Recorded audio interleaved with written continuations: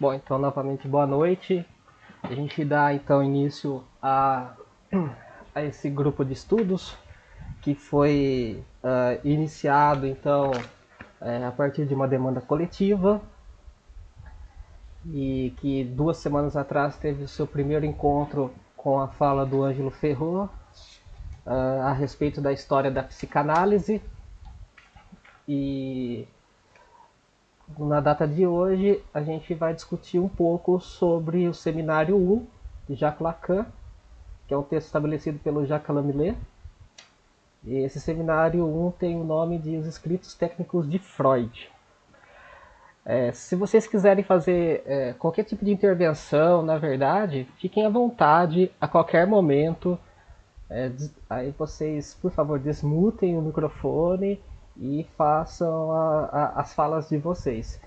Lembrando que a ideia não é necessariamente ter uma fala verticalizada minha nesse momento. O que vai acontecer em verdade?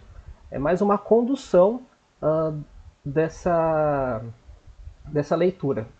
Então, sintam-se, por favor, à vontade para comentar a qualquer momento. E aí, nesse sentido, né, eu gostaria já de começar com uma fala, ou melhor, com uma passagem na abertura no capítulo 1 já, na qual o Lacan ele escreveu o seguinte, que eu acredito que seja um bom norte para nós, enquanto trilhantes de um caminho da psicanálise e que diz respeito muito ao ofício do psicanalista e da condução da clínica. E aí eu abro aspas então para o Lacan. Eu me endereço aqui àqueles que fazem parte do grupo de psicanálise que representamos. Gostaria que vocês se dessem conta de que, se ele está constituído como tal, no estado de grupo autônomo, é para uma tarefa que não comporta nada menos para cada um de nós do que o futuro. O sentido de tudo o que fazemos e teremos de fazer na continuação da nossa existência. Se vocês não vêm para colocar em causa toda a sua atividade, não vejo por que estão aqui. Os que não sentiriam o sentido desta tarefa, por que permaneceriam ligados a nós, ao invés de se juntarem a uma forma qualquer de burocracia? Fecho aspas. Começo com essa citação, porque ela é extremamente importante no sentido de, novamente eu vou utilizar essa expressão, né, de nortear então a direção do caminho do psicanalista e da forma na qual a clínica é conduzida, de uma maneira na qual o sujeito é a parte mais importante dessa relação. Qual é essa relação? A relação entre os três pilares estabelecidos, o real, imaginário, simbólico, da relação analista, analisante ou analisando, tanto faz aí a expressão utilizada. E se não for o sujeito, então essas atividades elas não ocorrem. E para tanto, né, olha só, o nome desse capítulo então chama O Momento da Resistência. E talvez seja a resistência aquilo que a gente mais se depara, ou com o que a gente mais pode se deparar, na verdade, tanto com o estudo teórico, tanto quanto a prática dessa atividade psicanalítica. A tal ponto que é necessário, então, a gente fazer um destaque para duas partes importantes que vêm logo após essa passagem. Acredito que vocês leram o texto, se não, está no nosso grupo no WhatsApp e eu posso disponibilizar novamente no grupo o PDF então dessa conversa de hoje. E os dois destaques importantes é entender então a psicanálise enquanto método e enquanto teoria. E aí já fazendo então, né, um retorno a Lacan nos escritos dele, na qual ele escreveu o seguinte, né, que embora ele esteja retornando a Freud, principalmente em alguns textos concentrados durante os anos de 1904 a 1909. E aí ele vai dar destaque a pelo menos três, né? As conferências introdutórias,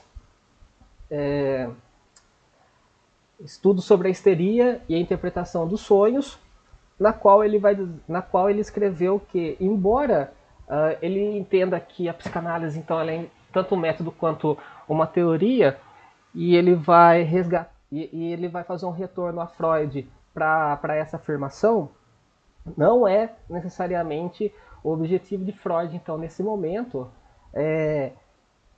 escrever, falar, né, comentar tanto a respeito da técnica, embora ele faça isso. Mas o Lacan ele explicita que seria um equívoco de leitura, um equívoco de uma chave interpretativa, fazer a atribuição freudiana enquanto de uma técnica psicanalítica pura, por assim dizer.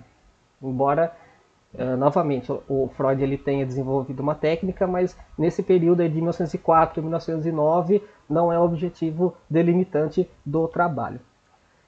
E quando avançamos na lei, e quando a gente lê esse capítulo sobre os escritos técnicos de Freud, tem, por mais que ele seja curto nesse primeiro momento, né, a gente tem 20, 25 páginas mais ou menos, mas não é a quantidade necessariamente que influencia na leitura, mas a quantidade de expressões, a quantidade de conceitos que são caros e que, se não são entendidos de uma maneira própria, pode ser que nos leve a interpretações equivocadas e que a gente não consiga necessariamente entender. Então, aquele sujeito analisante, né, aquele sujeito que está em análise, de uma maneira na qual o sofrimento daquela pessoa, né, a angústia que o trouxe até a clínica, que o trouxe até então essa análise pessoal, ela se realize de uma maneira tal que dê sentido, né, que dê significado ao porquê que ele foi trazido. Em outras palavras, é a partir da linguagem nós nos relacionamos, e a partir da linguagem que conseguimos nos explicar, conseguimos nos entender enquanto pessoa no mundo. E a partir também da linguagem que a gente consegue entender e falar o que causa então esse sofrimento, né? O que causa essa angústia. E aí, só dando um spoiler, né? Essa angústia ela vai ser tratada de uma maneira mais ampla no seminário número 10, cujo título é Angústia. Por quê que é importante? Por que eu estou fazendo essa ressalva da importância do trabalho e do percurso psicanalítico e do percurso formativo, né? Bom, se a gente pensar aí um pouco na filosofia, principalmente em Aristóteles, tem dois conceitos que são extremamente importantes nessa filosofia aristotélica, que é de ato e potência. A potência é aquilo na qual a gente dedica energia, dedica tempo, dedica estudo, dedica uma série de condicionantes, né, para que aquela condição seja alcançada. E o ato, então, é o final daquilo na qual boa parte do que nos forma foi dedicado para que acontecesse. E o ato só pode ser entendido, então, quanto completo, enquanto absoluto, no momento de nossa morte. Porque aí o caminho foi percorrido, ele foi acabado. Enquanto estamos em vida, temos a força da potência para transformar e para fazer com que aquilo que antes ficou recalcado, aquilo que antes estava que trazia uma certa angústia, que trazia um certo sentido delimitante e um certo sentido de paralisia, né, para as nossas vidas, enquanto potência, a gente pode fazer então uma sublimação, uma ressignificação para que consigamos entender a partir daquilo. E a partir do entendimento se dá na linguagem, novamente. E aí, para quem quiser acompanhar, na página 22 tem uma passagem que o Lacan ele escreve o seguinte, abro aspas: quando se volta à origem da experiência freudiana, quando digo origem, não digo origem histórica, mas nascente, damos-nos conta de que é isso que faz sempre viver a análise, apesar das roupagens profundamente diferentes que lhe são dadas. Freud acentua e reacentua sempre a restituição do passado, mesmo quando a noção das três instâncias. Vocês verão que se pode dizer quatro. Só aceitar aqui. Então, só retomando. Mesmo quando com a noção das três instâncias, vocês verão que se pode dizer quatro, ele dá ao ponto de vista estrutural um desenvolvimento considerável, favorecendo por aí uma certa orientação que vai cada vez mais se centrar na relação analítica, no presente, na seção, na sua atualidade mesma, entre as quatro paredes da análise. Fecho aspas. Então, é importante, e isso é até um vício de linguagem, né, eu falar importante, que o sujeito ele seja o protagonista. O sujeito, né, o analisante, o analisando, ele seja aquela pessoa que é aquela que vai trazer a demanda. Né? Ele é o demandante, né, do seu sofrimento, ele é o demandante da angústia.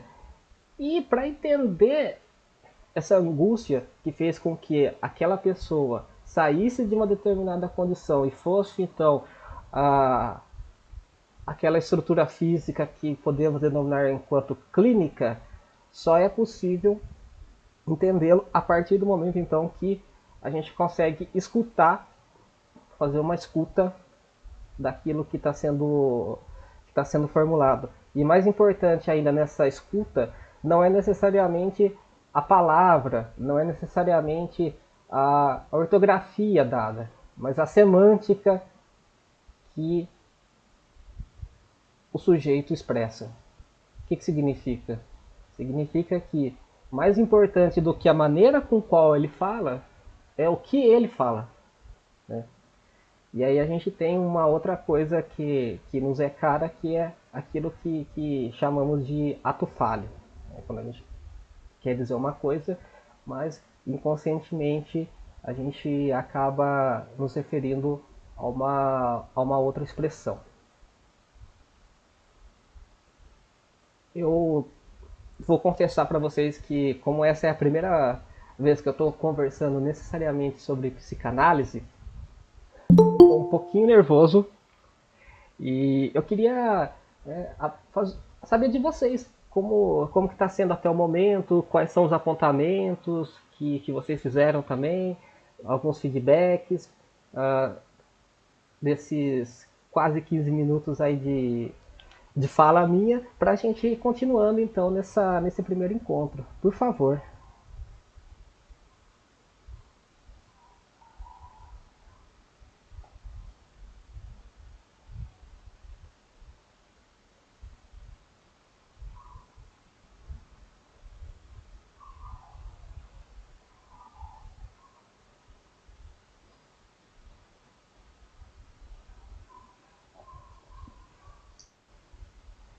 Eu acho que está interessante desta forma, né? Pegando os pontos e discutindo, acho que está interessante a forma que você está conduzindo.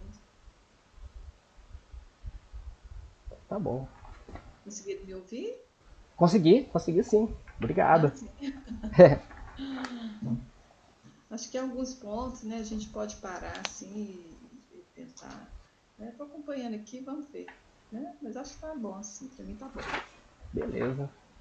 Então, como a gente está Bom? começando, como nós estamos né, iniciando esse caminho, eu acredito que o tempo não necessariamente precisamos seguir aquele que está sendo mecânico, né, o tempo do relógio. Aham. Isso é essa Sim. concepção né, temporal.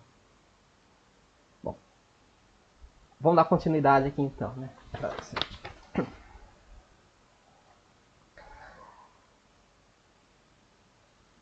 Por que então que a escuta E anterior à escuta, né, a linguagem ela é fundamental pro nosso Jacques Lacan, porque ele desenvolve então a sua teoria a partir do momento, a partir da concepção de que nós somos seres sociáveis e seres inseridos na linguagem. E a partir da linguagem que nós nos reconhecemos, conforme eu já falei, e também que nós conseguimos então fazer a expressão daquilo que nos causa o sofrimento, daquilo que nos causa a angústia.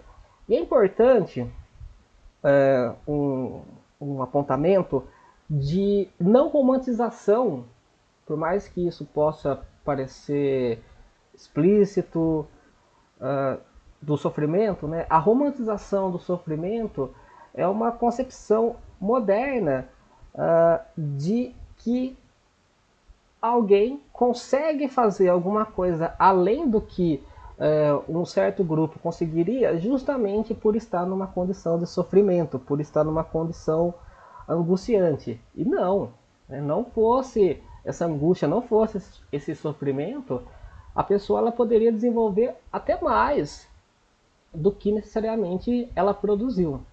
E aí eu estou me referindo quase que em boa medida aos chamados artistas, né?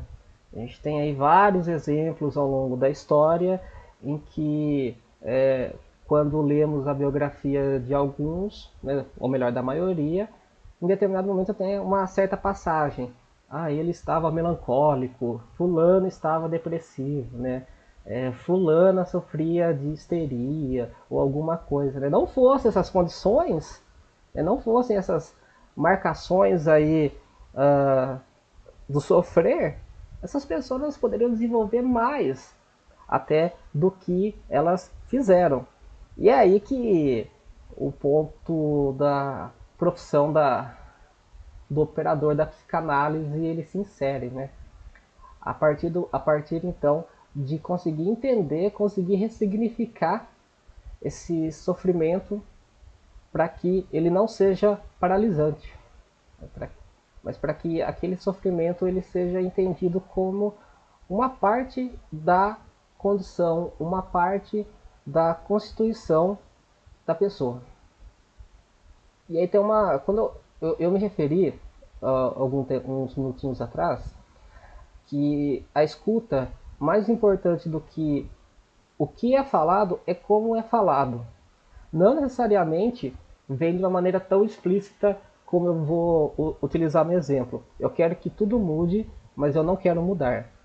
Mas é isso que a demanda significa quase sempre no momento inicial da análise. Está tudo errado, nada dá certo, mas eu quero continuar na mesma condição que eu estou levando a minha vida. Eu não quero mudar, mas eu quero que tudo mude. E é entender esse mudar, é entender essa maneira com qual o demandante explica o sofrimento que faz, que dá o pontapé para que a escuta ela seja necessariamente semântica e não ortográfica. Então, se a sintaxe dela está estabelecida, o que significa? Né? Eu não quero que nada mude. Eu estou sofrendo, não sei mais o que fazer. Essa é a sintaxe. Qual que é a semântica dela? Eu quero que tudo mude, mas eu não quero mudar. E para isso, a gente volta na leitura do texto, que é entender como o Lacan ele vai dizer a partir de Freud, por uma chamada via da experiência, né? Essa via da experiência que se dá a partir da análise, ela não é uma coisa, e aí é uma leitura minha, né? Uma coisa única, uma coisa universal e que servirá necessariamente a todas as pessoas. Não, porque se o ponto de resistência ele for tão grande a ponto do analista ou da analista e essa pessoa ela não conseguir entender esse momento de resistência, esse ponto a ser transpassado para o prosseguimento da análise, e também se a pessoa analisante, analisando ou analisanda não ela não dar condições ou ela não... Só um minutinho, só aceitar. Pronto. Ou se, né, a pessoa analisante ela for resistente a tal ponto dela por si terminar a análise, então, nesse sentido, a psicanálise, assim como outras psicoterapias, elas perdem o efeito, porque não é uma coisa imediata. Antes fosse, né? Ainda mais nesse mundo que nós estamos vivendo de técnicas de coach, em que os resultados têm que ser imediatos, a psicanálise ela vai nessa contramão. Ela vai na contramão do imediatismo. Por quê? Porque ela trabalha num tempo em que não é esse tempo mecânico, que não é esse tempo que podemos chamar de diacrônico, né? O tempo diacrônico é esse que necessariamente ele caminha sempre para frente, né? Então, começamos a reunião, por exemplo, às 20 horas e 10 minutos e agora são 20 horas e 32. Então você tem um caminhar, né? 10, 11, 12, 13 minutos e assim vai. Que ele termina então às 20h59 e aí começa às 21 horas, né? Então é sempre esse caminhar, o tempo diacrônico é sempre aquele que continua, né? Dia 1, dia 2, dia 3, mês 1, mês 2, mês 3, ano 1, ano 2, ano 3 e assim por diante.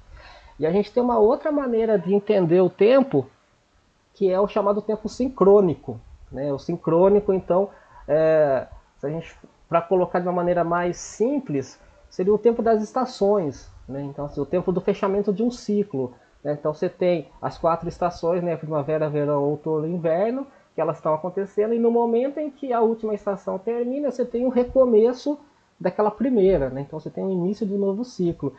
E olha só, esses tempos eles estão trabalhando em paralelo. O tempo diacrônico, a gente caminha, a gente está caminhando, então sempre em direção àquilo que didaticamente chamamos de futuro. Em contrapartida, o sincrônico, ele se envolve nele, por quê? Porque a gente sai do dia 1 para o dia 2, não é?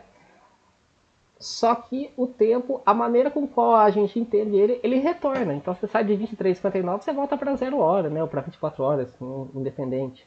Então a gente tem esse movimento diacrônico e sincrônico, por meio muito de um aparelho chamado relógio, que a gente convencionou a fazer essa medição. E a psicanálise, como a Mônica colocou, né, a psicanálise é o avesso. Realmente, a psicanálise ela vai no avesso dessa ideia mecanicista, nessa ideia de construção, constituição de uma coisa que tem que dar esse resultado logo, rápido, prático. Quando não, qual é a sua demanda? Qual é o sofrimento? Qual é o que te paralisia, né? O que não está, o que está acontecendo contigo, né? Quais são então fazer aqui uma alusão, né, ao texto? Qual é essa origem, mas não uma origem necessariamente histórica, né? Mas qual é essa origem que faz com que a sua... Olha que interessante, não é uma origem histórica, mas qual é a origem mas qual é a história dessa origem, né? Que você está me contando, que você está me dizendo. E a gente pode perceber isso em vários momentos diferentes, em várias outras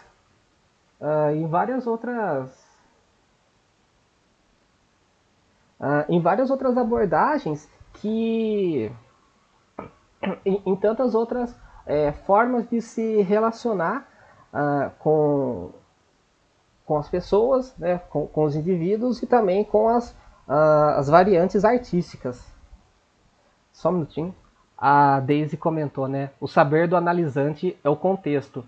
E é entender, então, qual é essa constituição do analisante que torna a profissão do psicanalista ou mesmo essa busca teórica da psicanálise tão linda. Entender a complexidade que forma um sujeito, né? E não necessariamente aquela coisa mais rasa, né? É preciso fazer uma arqueologia. E a Lilian comentou, a psicanálise dá o tempo que o indivíduo precisa. Posso pensar assim? Sim. Porque o tempo, novamente, ele tá. A palavra é a mesma, tempo. Mas a maneira com qual o entendimento se dá não precisa e não deve ser, em verdade, a maneira como nós entendemos a partir de um tempo então marcado pelo relógio, ou que é chamado de tempo mecanicista. Eu vou me permitir. Oi, Daisy. William, eu gostaria de comentar ainda, como você citou o coaching, eu participei de uma conferência no sábado e a gente levantou as questões do sujeito suposto saber para a psicanálise e para o coaching. Né? Isso que coloca elas em ambientes tão contraditórios, tão distantes um do outro, pode-se dizer, inclusive, o oposto. Né? Enquanto a psicanálise deixa para que o analisante se descubra, no coaching, isso é apresentado para ele como uma meta, como um objetivo, né? Ali o operador do coaching, ele fica guiando, cortejando aquele sujeito para que aquele objetivo, aquela meta seja colocada em prática e em ação e atingido, inclusive. Né? Então, essa questão do saber como contexto é exatamente nesse sentido, de que o sujeito ele não fica autônomo da sua vontade, sim ele vem com um tempo externo atuando sobre ele para que o tempo cronológico seja atingido. Sim.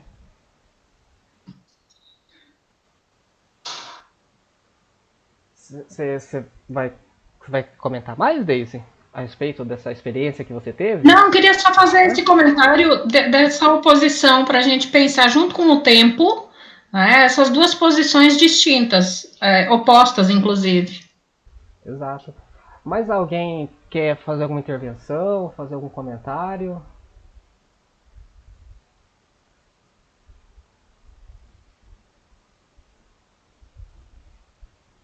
Bom, então essa fala da Daisy ela é extremamente importante. Quando eu comentei sobre esse tempo nosso, o tempo imediatista, né, e eu citei o coach, é para pensar que de que maneira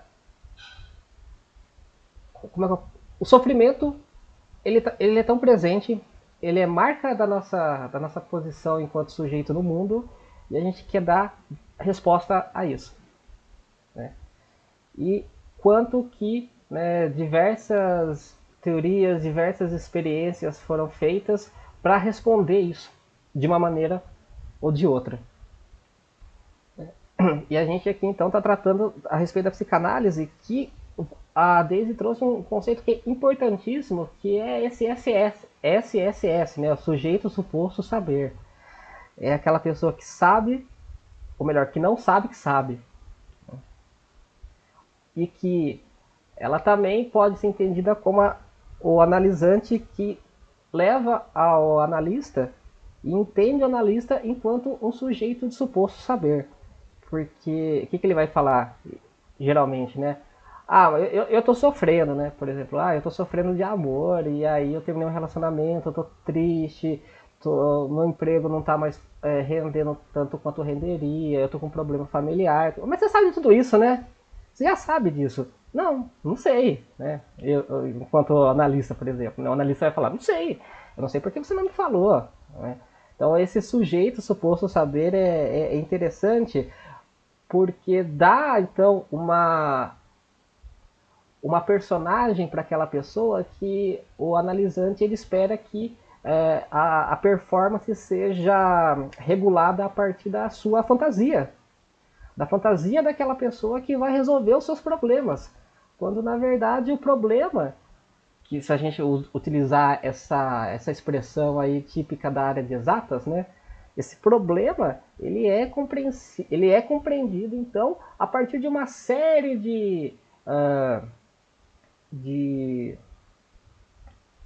por favor, me ajudem, esqueci qual é o nome que se dá na matemática e tudo mais, quando de variáveis. Por uma série de variáveis que não necessariamente é única. Ele fala assim, faça tal coisa e vai melhorar. Não. Né? Então é interessante essa passagem. Né? E aí eu me lembrei de um caso que deve ser conhecido por vocês também, que é de uma paciente do Lacan, que ela sempre acordava de madrugada. por volta de 4, 5 horas da manhã, e ela era alemã. E ela levou isso pro Lacan. Então, ela estava conversando e ela estava num momento de muito sofrimento, e ela comentou que ela sempre acordava de madrugada, e esse tempo que ela acordava não era aleatório, era porque era o momento então que a Gestapo ela entrava na casa das pessoas para fazer revista, para saber, para procurar judeus e outros dissidentes do regime do nazismo. E mesmo anos depois, né, ela mais idosa, ela ainda acordava com espasmos, ela acordava suando frio, porque essa memória estava muito presente para ela. E aí nesse momento o Lacan ele se levanta da sua poltrona e carinhosamente coloca a sua mão na sua face. Né? Um tempo depois a análise, a sessão termina e essa mulher ela volta para sua casa caminhando. E no meio do caminho ela começa a chorar, né? Porque ela entendeu o que aconteceu, né? Então o Lacan ele fez uma justaposição da expressão Gestapo, que o ato dele levar então a mão à face dessa mulher, em francês é Gestapo, né? Que não tem uma tradução para o português, mas seria algo como tocar carinhosamente. Então ele pegou a palavra Gestapo, que era a polícia jurídica nazista, né? A força armada do nazismo, e transformou isso em Gestapo. Então, Gestapo se foi para Gestapo, que é uma outra ideia, uma outra, por mais que as palavras sejam parecidas, mas tem uma outra condição, né? Uma condição nesse caso de apaziguante, de dar conforto para aquela pessoa.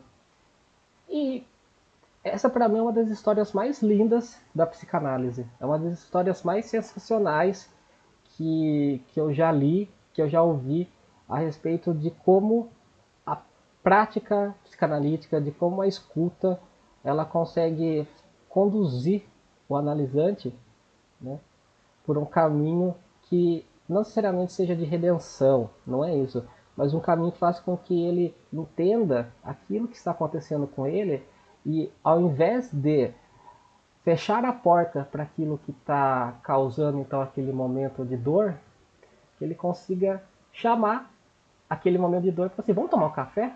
Vamos conversar? Vamos dar um outro significado para o que está acontecendo?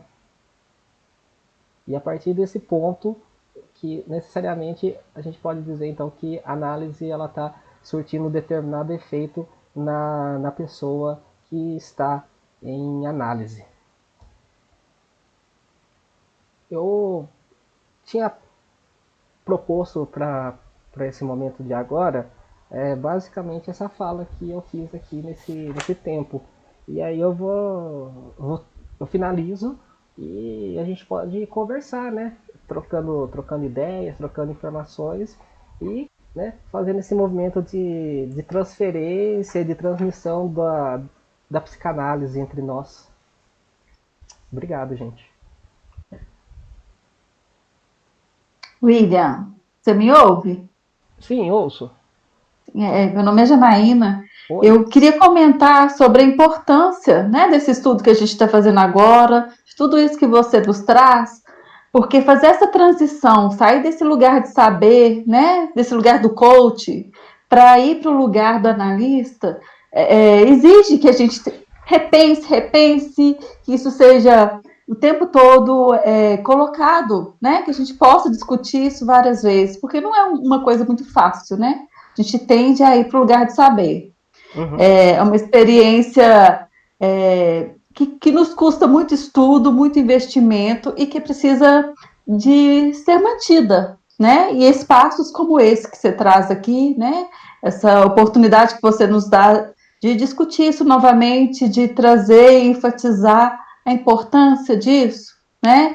A técnica, a base da nossa técnica, eu acho muito importante. Queria te agradecer.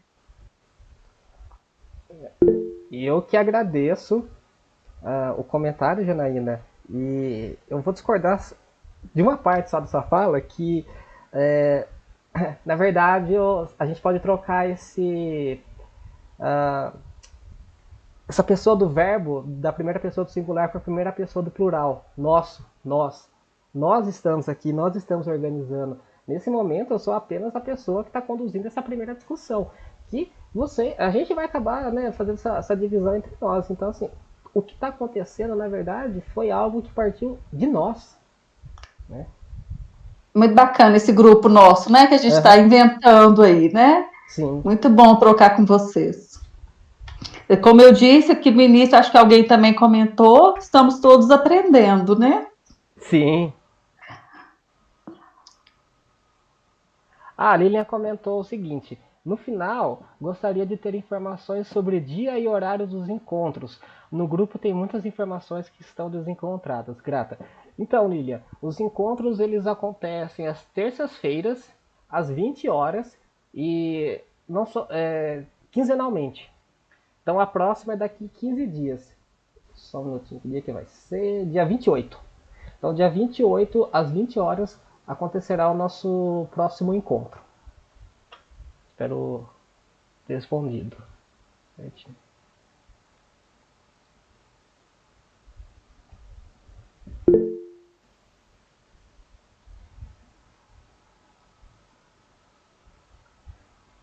Certo, qual texto?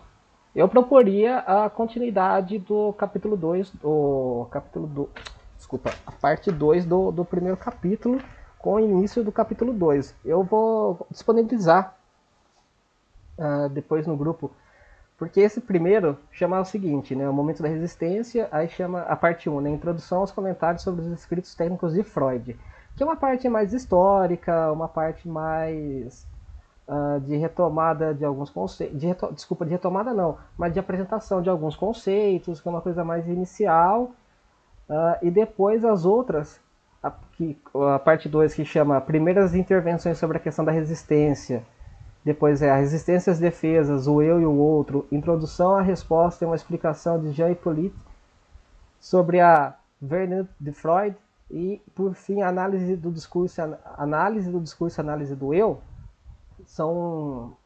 A gente pode trazer isso para uma parte mais prática, e inclusive essa troca de experiência, tanto da análise pessoal nossa, quanto do trabalho que desenvolvemos, né? Que acredito que seja uma parte muito importante para que a gente pense e repense sobre a nossa prática psicanalítica. E aí, né, retomo aqui o que a Janaína comentou, que é que a psicanálise, assim como não consigo dissociar de nenhuma outra profissão, de nenhuma outra forma de constituição e construção do saber que seja da questão do investimento, né? Ela tem um investimento que é de tempo, que é de leitura, que é de dinheiro também, e que se a gente quiser desenvolver uma boa relação com a psicanálise, com a pessoa, com os analisantes, né? A gente precisa ter esse investimento, né? E que é o texto, é a parte inicial que eu comecei, né? Nessa discussão de hoje, né? Que na página 16 o Lacan ele escreveu o quê? E aí eu vou tomar a liberdade aqui de falar novamente, né? Eu abro aspas. Eu me endereço aqui àqueles que fazem parte do grupo de psicanálise que representamos. Gostaria que vocês se dessem conta de que, se ele está constituído como tal no estado de grupo autônomo, é para uma tarefa que não comporta nada menos que cada um de nós do que fazer o futuro, o sentido de tudo o que fazemos e teremos de fazer na continuação da nossa existência. Se vocês não vêm para colocar em causa toda a sua atividade, não vejo por que estão aqui. Os que não sentiriam o sentido dessa tarefa, por que permaneceriam ligados a nós, ao invés de se juntarem a uma forma qualquer de burocracia? Fecho aspas. A psicanálise é esse investimento, mas o retorno também é extremamente gratificante, né?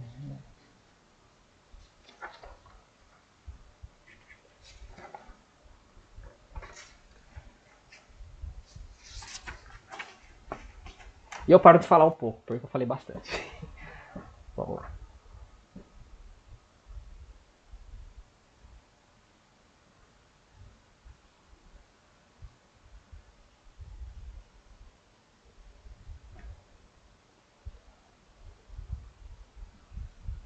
Então eu vou me redimir. Mais vocês querem comentar mais alguma coisa sobre?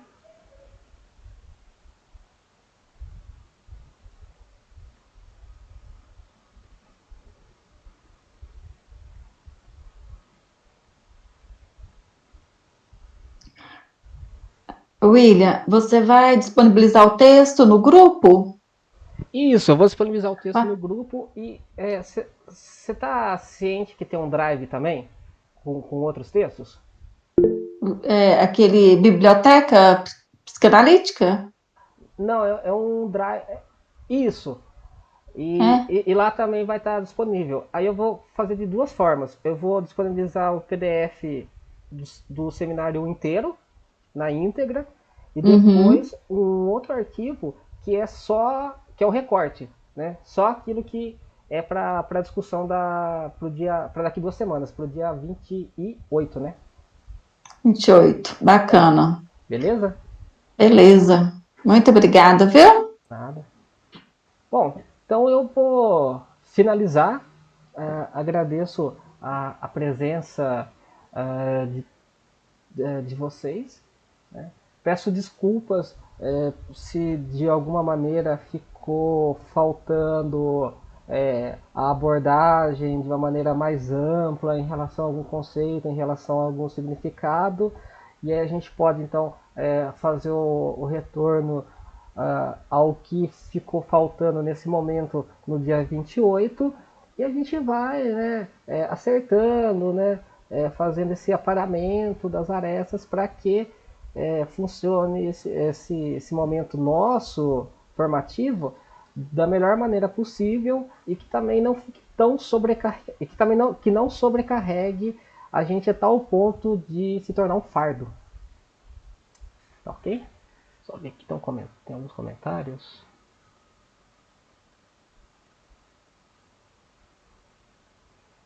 Cheguei atrasada, mas o pouco que participei gostei bastante da sua fala. Daqui a 15 dias você disponibiliza o acesso no grupo. Se puder especificar bem, eu agradeço.